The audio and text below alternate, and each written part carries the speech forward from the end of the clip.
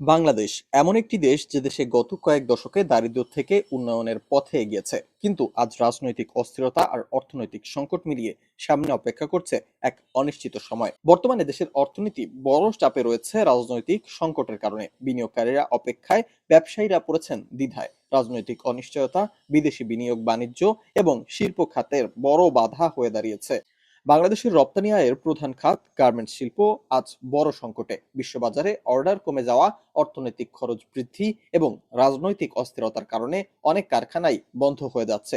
লক্ষাধিক শ্রমিক অনিশ্চয়তায় দিন কাটাচ্ছেন। তবুও বিশেষজ্ঞরা সম্ভাবনা দেখছেন। তরুণ জনগোষ্ঠী, প্রযুক্তি খাত এবং আঞ্চলিক বাণিজ্যের সুযোগ এখনো বাংলাদেশের অর্থনীতিকে এগিয়ে নিতে পারে।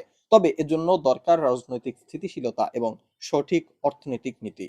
আগামী অর্থনীতি নির্ভর করবে আমরা কত দ্রুত রাজনৈতিক স্থিতিশীলতা ফিরিয়ে আনতে পারি, শিল্প খাতকে সচল রাখতে পারি আর প্রযুক্তি ও উদ্ভাবনকে কাজে লাগাতে পারি তার উপর। অন্যথায় অর্থনৈতিক প্রবৃদ্ধি থমকে যেতে পারে।